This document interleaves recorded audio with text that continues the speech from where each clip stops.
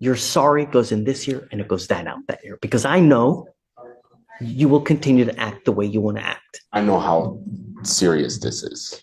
I know. That's why I tried to contact.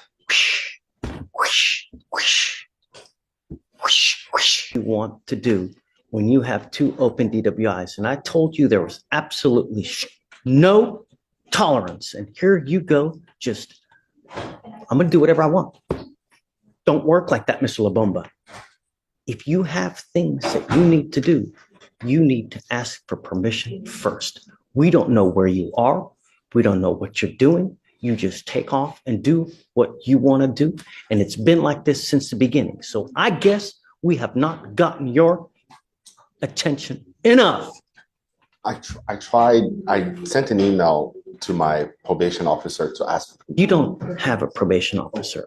You have bond conditions that you are supposed to live up to. Not. I'm sorry. I didn't know. You know well and. Here's a smooth rewrite of your draft, keeping the courtroom commentary style intact but tightening the flow. What you can and cannot do. You have two open DWIs, and I don't want you out at night, and you are still doing whatever you want to do. I'm not. It goes with you. No, I'm not. You are. Put your back. Again, I'm not. I asked for permission. I'm sorry. I swear to They God, don't I'm not. have authority to give you permission to do anything. I didn't know. I didn't know. Then you call your lawyer, you come up here, but you don't do things after the fact. You violate and then ask for I asked for permission before I went to the meeting. I did. I swear to God, I did. And she didn't respond to me till after the meeting. And I told her if I had known, You I were would. talking to the wrong person, Mr. Labumba. Didn't know. You knew that this was strict compliance with two open DWIs. Here's the first red flag. The defendant claims he emailed his probation officer. Problem? He doesn't even have one. He's out on bond. That means strict conditions. No babysitter, no excuses. In legal terms, he's walking a razor's edge. Now listen to this line. Strict compliance with two open DWIs. How do you reach someone who just does whatever they want? That's not just frustration from the bench. That's accountability hitting hard. The judge has had enough. And here's the real question. If consequences don't change behavior, what will? With you, This one. Oh my God. And Mr. Butte, we'll talk. Don't go far. How do we reach the person who does whatever they want to do? You know, therein lies the question. You know, you got your first DWI. We told you, look, this is how you act. This is what you do. Going so much as to tell you that, you know, every day someone dies from a DWI in our great county. Every flipping day. Let you out. Just no, pick up another DWI. Now we have to micromanage your life, right? Because you scare me a lot more. All I'm asking you to do is I don't want you to consume alcohol. I don't want you to drive, and I don't want you to go out in the middle of the night. I'll give you these conditions for a reason, not for shice and giggles. You know what I mean? yes. And now, so how do we go forward? I can promise you I was not gonna go to the meeting if I had gotten a response back before the meeting. You've already promised me 2 times before. This one when I got the email back the day after I'd already gone, I told her if she had emailed me back before the meeting, I was not gonna go because I'm not playing around. I mean, with this. but did you email the day before your meeting? I did. Yeah, I did. That is about as just these people are busy and you work and you're sending email to county employees. Do you really think someone is going to email you within a couple hours to the next day to respond to you? Do you really think that if you were to reach out to anyone here, they're going to respond to you in a timely fashion? I know. You have to consider how many thousands upon thousands of emails people here get a day. Victoria, how many emails do you get a day? Oh, at least 100. No joke. You're emailing pretrial services where they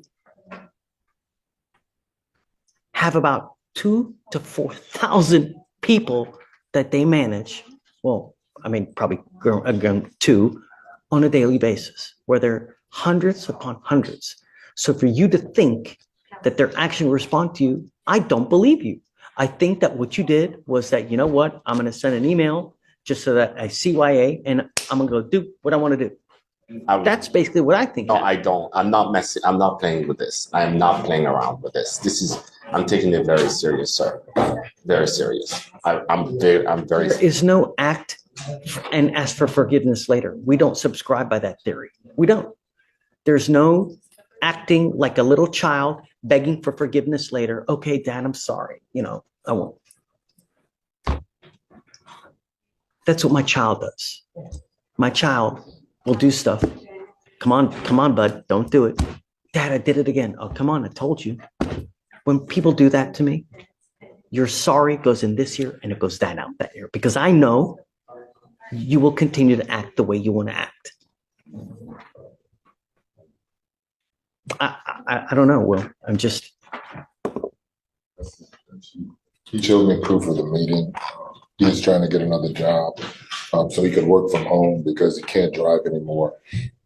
He was 48 minutes late.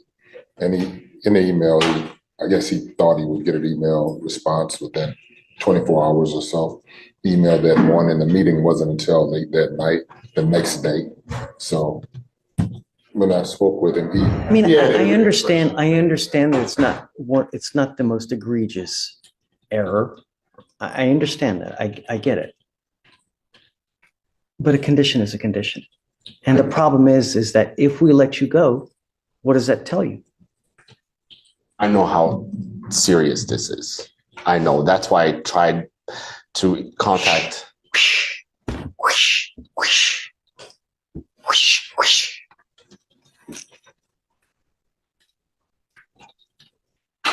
The last thing that I want to do is be an enabler. The last thing I want to do is act in a way where it tells you that it's okay for you to do what you're doing without consequence. Because one of the biggest things that I like to teach here, because, in a way, I think of myself like a father to everyone. I like to teach, right? And I want everybody, no matter who they are, no matter what color they are, no matter what they're doing in their life, I want them to leave better. And I want to impart that you have to always think of consequence. Because 90% of the people that come here have no self-control and react without thinking of consequence. And it's a shame, because if you did, we would have such a harmonious life. I mean, we wouldn't have the death and destruction we have on our roads. We wouldn't have the killing that happens here on a daily basis.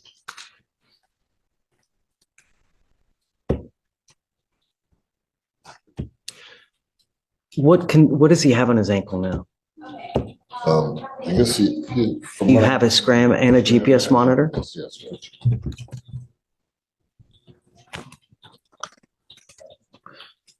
Like I said, Judge, I speak with him often. He has been taking this really seriously. He calls and asks questions all the time. He just didn't call me and ask me about this one. He thought someone else was taking care of that, and he just made a bad mistake. Don't do it again. If you need help, I'm willing to help you, Mr. Labumba. I routinely give people here more time if This is more than punishment. It's a roadmap. It's about trust, public safety, and proving the court doesn't need to hold your hand. The judge puts it simply, all I want you to do is think. Will he take the offer seriously? That's the test. And it's okay. There's nothing wrong.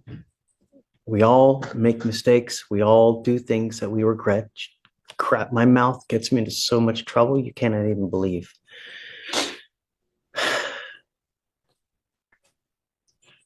I will continue your supervision. Just please don't. Okay? If you ever need anything else, just come back. Let us know.